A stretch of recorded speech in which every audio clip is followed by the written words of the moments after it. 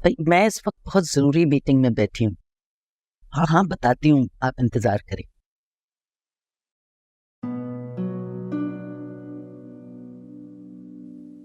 हाँ तो भैया मैं ये कह रही थी कि देखिए, मैं तो बात वही करती हूँ जिसमें सबकी भलाई हो। महज अपनी दुकान चमकानी होती ना तो रिश्तों की कमी तो ना मन्नत के लिए है और ना ही चौधरियों के बेटे के लिए। जो कुछ भी हुआ किसी का भी कसूर था, छोड़ दें इन बातों को, भूल जाइए, नए सिरे से बैठ के बात कीजिए। अरे शमी मारा भुला ही तो नहीं पा रहे।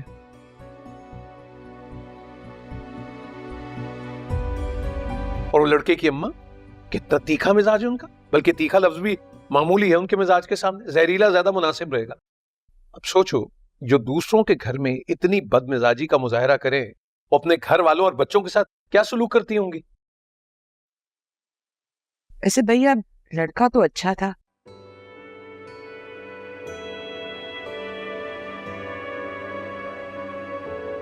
देखिए, तालीम, शक्लो सूरत, उम्र, हर लिहाज में मन्नत का जोड़ था। हाँ बस फैमिली थोड़ी बड़ी है। अरे खानदान का क्या करना है, लड़का और लड़की ने जिंदगी गुजारनी है ना, क्यों बड़े भैया? हाँ लड़का भी अच्छा है और खानदान भी शरीफ है। लड़का तो मुराद नहीं, वहीद मुराद है, वहीद मुराद, हीरा है हीरा। देखिए मैं तो कहती हूँ इस रिश्ते को हाथ से जाने न दे। अब आप लोग अगर राजी हैं तो मैं उन्हें पैगाम दे देती हूँ, आगे अल्लाह की मर्जी। मगर एक बात है कि बस आप लोग एक दफा सब बैठ के ना आराम से बात करें। मैं कह रहा था एक बार मन्नत से अगर पूछ लेते तो। उसका जवाब तो सबको पता है, इनकार ही करेगी।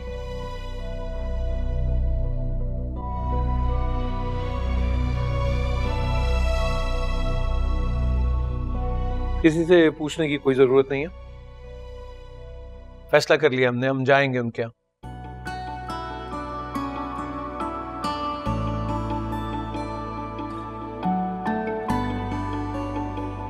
शमी हमारा चौधरियों को पैगाम भेज दो कि इस जुम्मे को हम उनके यहाँ चाय पीना चाहेंगे। और हाँ, एक बार बताए दे रहे हैं, अगर इस बार कोई बदमजगी हुई तो जिम्मेदार तुम होगी। जी बड़े भैया।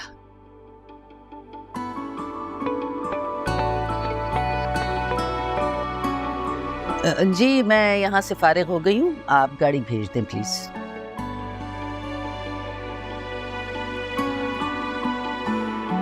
उनका कोई कसूर नहीं था।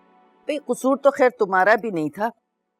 किसी आलिम से लड़की की भाभी ने पता कराया, उसने सारा हिसाब किताब खोल के रख दिया। कैसा हिसाब किताब? कह रहा था कि किसी हाथ से दुश्मन ने तावीज करके मन्नत और मुराद के रिश्ते पे बंद बांध दिया है। अरे इसीलिए तो उस दिन इतनी घमसान की जंग छिड़ गई थी। हाँ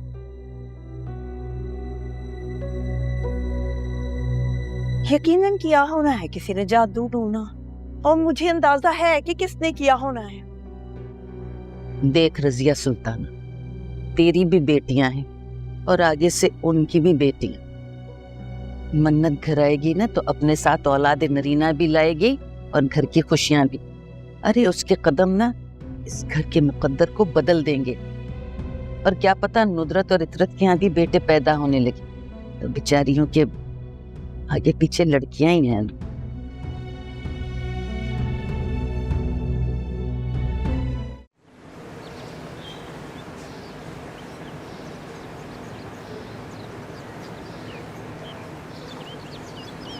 मम्मी आपने उन लोगों को क्यों बुलाया? मैंने आपको कहा है मैं उस लड़की में इंटरेस्टेड नहीं हूं। ऊपर से उसका वो नक चढ़ा भाई, किसी से सीधे मुंह बात नहीं करता वो। अब आ जाएगा वो भी मुंह उठाकर। आखिर किस खुशी में? तुझसे मिलने की खुशी में। और किस खुशी में है? बस मेरे मेहमान है, मैंने बुलाया है, ऐसी वैसी कोई हरकत मत अब कर देना। अम्मी देखे मेरी बात सुने। नहीं सुननी है मैंने तुम्हारी बात। समझ में आई है तुम्हें कि नहीं है? जाओ काम पे जाओ अपने। 4 बजे घर वापस आना है तुमने। 4:30 बजे का वक्त दिया है मैंने मेहमानों को। आते हुए बेकरी से केक, पेस्ट्रियां, पैटी, पिज़्ज़े शीज़े लेकर आना। मैंने उनकी खातिर तबाज़ा में कोई कमी नहीं छोड़नी, हरगिज़। पहली दफा आ रहे हैं। पहली और आखिरी बार। की क्या आई? कुछ नहीं। चलो जाओ, अल्लाह की हिफ्ज़ो मान में। तेरा तो मैं करनी है ना पुत्र, बंदो बस। अच्छा परफ्यूम। भाभी मुझे बड़ी टेंशन हो रही है, इसे पहली दफा जा रहे हो, गलत गलत ना हो जाए, संभाल लीजिएगा ठीक है? कुछ भी नहीं होता, मैं हूं ना, मैं सब संभाल लूंगी। पहली बार जा रही हूँ और इंशाल्लाह बार बार जाएंगे। हमारी मन्नत का ससुराल जो ठहरा। क्या हो रहा है ननद और भावज के बीच में? कुछ नहीं भैया, मैं समझा रही थी इसे कि अभी बात पक्की करने थोड़ी जा रहे हैं, अभी तो बस चाय पे बुलाया उन्होंने, तो बस मिलने जा रहे हैं। और अगर चाय के साथ साथ मिठाई भी रख दी तो? मिठाई रख दी तो वो भी खा लेंगे। हमें कौन सी बनाई है मीठे से? क्यों सबिया? जी बड़े भैया। क्या हो गया बिटिया? हाँ? क्या हो रही है वैसे? सबिया, हम इसकी आंखों में आंसू नहीं देख सकते। अब मजीद जुल्म नहीं करेंगे इसमें। अगर इस रिश्ते से राजी नहीं है तो हम उस घर का रुख भी नहीं करेंगे। जी, आप फोन करके मना कर दो, हम नहीं आ रहे उनके घर, इसको रोते हुए नहीं देख सकते। बड़े भैया। तुम खुश नहीं हो ना इस रिश्ते से? हाँ, रिश्ते से खुश नहीं हो तो हम नहीं करेंगे। ठीक है, कुछ देर के लिए दिल पत्थर हो गया था हमारा, जाने क्यों हो गया था, माफ कर दो बेटिया। भाभी। भैया मेरी बात सुने प्लीज। किसकी सुने, उसकी सुने या तुम्हारी सुने? हमें तो समझ नहीं आ रही। हालत देख बस। भैया इस वजह से नहीं रो रही वो। किस लिए रो रही? भैया डाइटिंग कर रही है ना, तो आपको पता तो है खाली पेट क्रैंकी हो जाता है इंसान। ऊपर से मिठाई की बात हो रही है तो फिर उसने रोना तो है। She is very dramatic as you know. तो कुछ खा लो ना यार, मतलब ऐवी मूड स्विंग्स हो रहे हैं। आप हमें भी मन तो जान निकाल देती है हमारी। संभाल है भाई।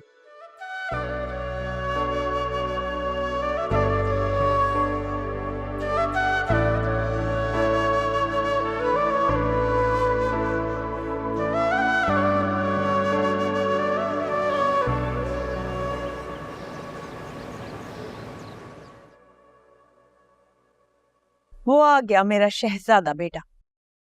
वालेकुम वालेकुम सलाम। वालेकुम खाला। वालेकुम सलाम। मैं तेरे सदके जाऊं मेरा बच्चा।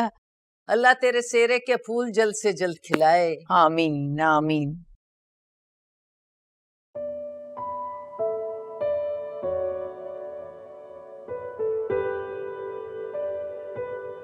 इसे क्या हुआ? वही जो कुर्बानी से पहले हर बकरे को होता है।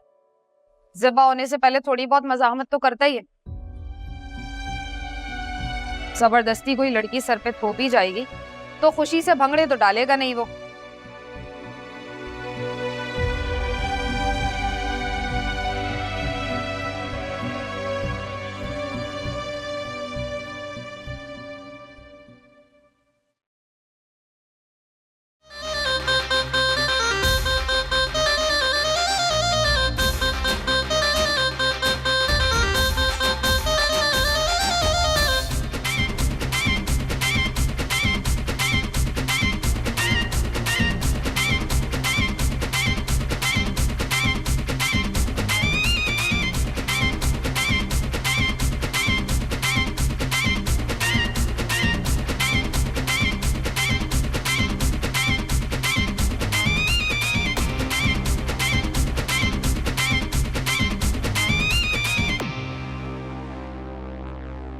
ये जो तुम्हारी फजीलत है ना, इसका लहजा और अतवार मुझे समझ नहीं आ रहे। लड़की वालों से जरा दूर रखना है इन्हें। अरे नेक बख्त, फजीलत बड़ी बहन है मुराद की, वो भी गैर शादीशुदा। सारी जिंदगी उसने यहीं रहना है। जबान देखी उसकी किस कदर कड़वा बोलती है। अगलों की इकलौती बेटी है नाजो पली। वो तो यही सोचेंगे ना कि निगी तो खैर से एक दिन ब्याह के घर चली जाएगी, लेकिन ये गैर शादीशुदा नंद, वो भी इतनी कड़वी बदमिजाज, सारी जिंदगी गैर शादीशुदा नंद बेटी के सर पे सवार रहेगी। अरे हाँ कहते हुए भी थोड़ी देर को सोचेंगे वो लोग।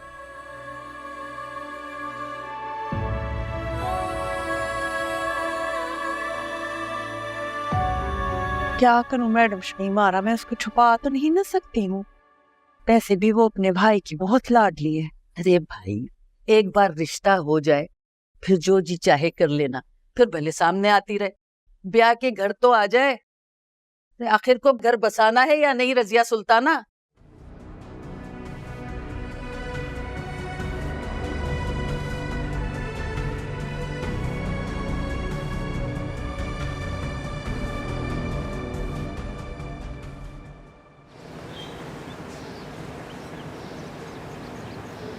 अस्सलाम वालेकुम। अरे भैया, आज जरा मेरा मतलब है हीरे जैसा लड़का है, कोई ऊंच नीच हो जाए तो दरगुजर कर दीजिएगा।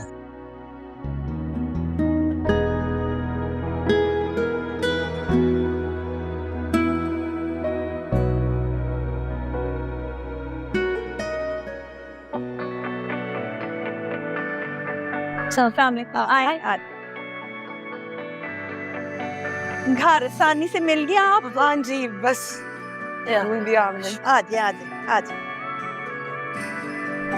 पूछो ना मेरे दिल से क्या हाल है, नजर मिली जब उनसे बेहाल है, उसकी एक झलक मेरी जान ले गई, भीनी भीनी महक दास्तां कह गई, दास्तां कह गई। उस दिन हमारी पहली मुलाकात कुछ ज्यादा खुशगवार नहीं थी। देखिए, ना आपकी कोई ऐसी इंटेंशन थी ना हमारी, बस हालात ही ऐसे थे कि अरे बस अब आप ना रहने दे ये बातें। आप बस यूं समझें कि इससे पहले हमारी मुलाकात हुई नहीं, यही हमारी पहली मुलाकात है। अस्सलाम वालेकुम। आई एम सो सॉरी, बस एक इम्पोर्टेंट कॉल सुन रहा था मैं। प्लीज बैठे आप। अस्सलाम वालेकुम, कैसे हैं आप? ठीक। अस्सलाम वालेकुम, कैसे हैं आप? ठीक हैं? हम बिल्कुल ठीक।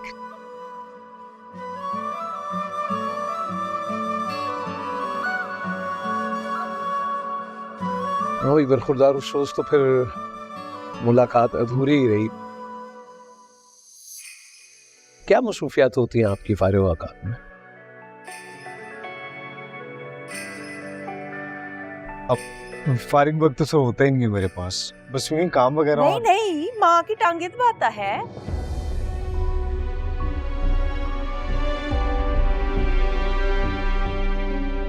सर में दर्द हो जाए तो सर भी दबा लेता है। कभी कभी तो माँ की गोदी में सर रख के बस घंटों मीठी मीठी बातें करता रहता है। बहनों को शॉपिंग भी करवाता है।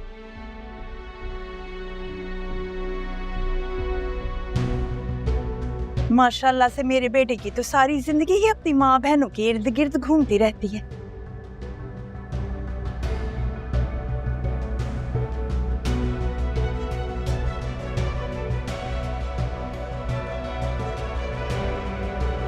How sweet. हैरत है, आजकल के नौजवान तो घर में टिकते ही नहीं है। फी जमाना तो हमने ऐसा नहीं देखा। बहुत खूब, बहुत अच्छी तरबियत की आपने अपने लख्ते जिगर की। बिल्कुल ठीक कह रहे हैं आप भैया। आजकल के बच्चों में तो कोई फैमिली वैल्यूज ही नहीं है। लेकिन हमारी मन्नत बहुत डिफरेंट। बड़ों की इतनी इज्जत करना, छोटों से प्यार करना, मुझे तो घर का कोई काम ही नहीं करने देती।